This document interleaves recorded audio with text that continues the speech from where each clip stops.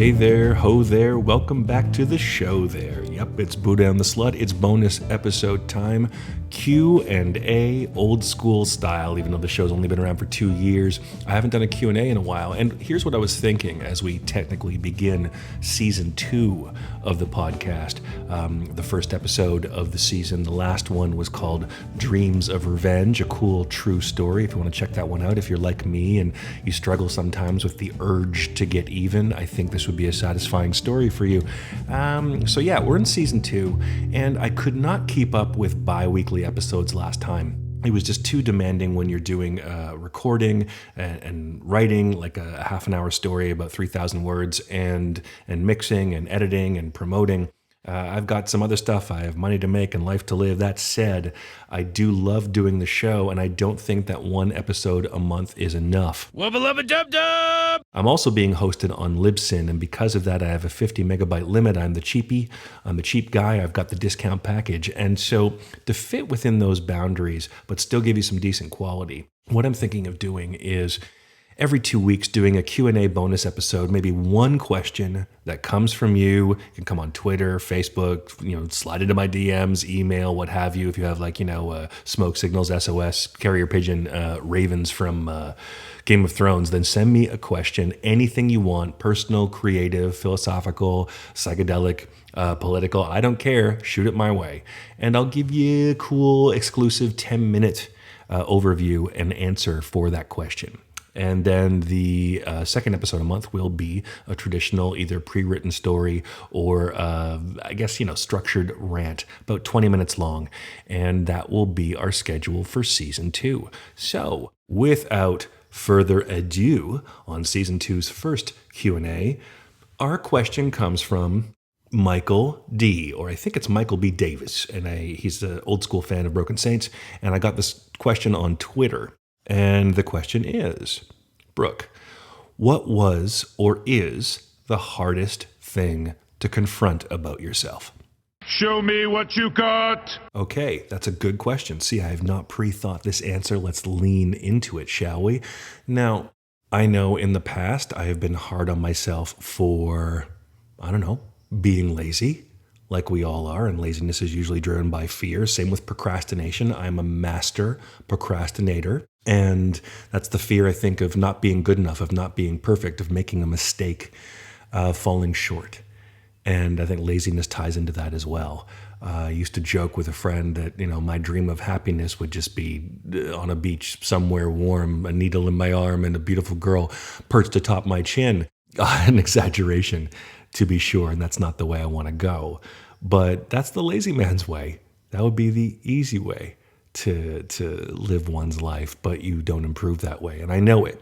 And I know that's one of my weaknesses, that fear of not measuring up. And so maybe I don't try as hard as I could. Maybe I'd be much more prolific. Maybe my output would be much more substantial. Maybe I'd have a true library of things, of creative things to share with you, more than I've done so far, far more, if I wasn't so afraid.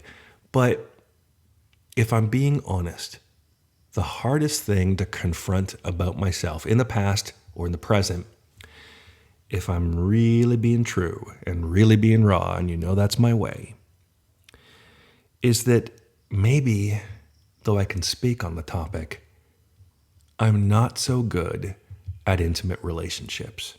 I don't just mean dating, I don't just mean sex, I mean friendships too, I mean family as well. I think we could probably do a thesis on how our formative years or our past shape our ability or inability to establish closeness, real closeness with another person, real intimacy, vulnerability, and authenticity. And I think that everyone has issues with that. And so you kind of rub up against another person's baggage. What's that old chestnut? You want to be with someone whose baggage gives you a complete set. I don't know if I've ever had that before. And this is the thing, it's so much easier when we're ego-driven creatures to blame the other person for their inabilities, for their shortcomings, for their handicaps or faults. But I blame me. I think that I'm a person who genuinely cares about others. If anyone turns to me and needs help, I'm there right away, to a fault. I used to joke I was like the Martian Manhunter from DC Comics, sitting up in the watchtower just waiting for someone to call and say, please, I need your help. I want to help. But does that necessarily make me a good friend, a great romantic partner, a decent son or family member? I don't know. I don't know if that's the case. Am I the type of person who's capable of just hanging out with someone, just, a casual walk and talk, let's get together, let's do all the maintenance of a friendship? Do I remember your birthdays without Facebook? No, I suck. Am I good at remembering names or details of things that you shared with me? Usually if there's emotional content, yes, or if it's about your career, I'm always wanting to cheer you on the sidelines, but I forget a lot of details. It's not because I don't care, yet at the same time, I hold myself to a certain standard. I should remember. I should be able to do better if I care about you. The thing is, I spent a lot of time alone when I was young. My average day, if you take school out of the equation, when I was a kid, like if it was a weekend or summer holidays or March break, my average day was spent, waking up and pouring myself a bowl of cereal and going into the basement and watching cartoons and then, watching soap operas in the afternoon, Leave It to Beaver, waiting for the afternoon cartoons to start, and then Wonderful World of Disney or something else in the evening, Knight Rider or God knows what. And that didn't really give me a template for being a good friend, And I think I always wanted to have those connections. I always wanted to have the Oscar-winning scriptwriter version of what, a friend to the end, ABC after school special. Let's, do a little ritual and we'll have a blood oath for our friendship and cut our hands and then shake hands or spit in our hands and, do the secret handshake and the secret words and vow that the friendship would never end. Same thing with romantic relationships. I had the starry-eyed notion that, once you're in love, it's forever. And we all know that ain't true. And I also think that I had expectations based upon fantasy, based upon books and TV shows and films and even music and ballads and stuff of what family meant, of what it meant to interact as parent and child. I think that I was always quite hard on my parents because I had this expectation of the intensity of our bond and how much would be shared. And push comes to shove, when the truth comes out, I probably want a lot more than people are capable of giving. And for the longest time, I blamed them for that. People can give what they give. We all have our love languages. And I didn't give those enough merit, enough value, enough credence. That's a fault in me. Just because my version of love is full attention, nothing else in the universe exists when we are together, and let's talk about deep things, and let's do exciting things and memorable things, and let's make every moment count and milk it.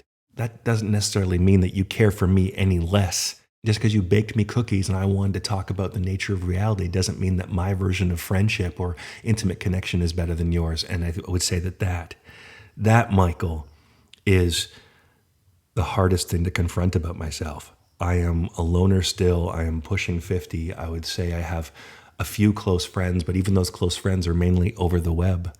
I don't spend time with them.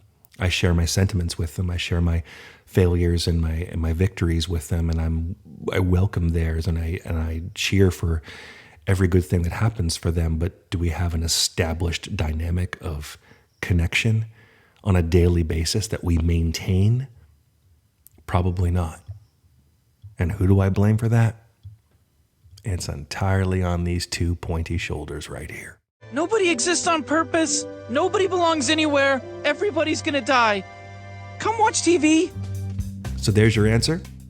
I hope that gave something of value to you and to the rest of the listeners too. All right, so this is how Q&A works. And if you want to send me a question, then send me a question. I'll try to fit the answer in within like 10, 15 minutes. And we'll do this, once a month. And then a pre-written episode also once a month. So a bi-weekly show.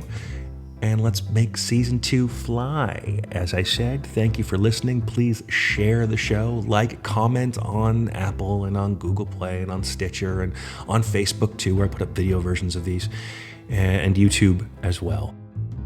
Thanks for listening. And know that I'm always thinking about you, even if I'm not the best friend about it in the world.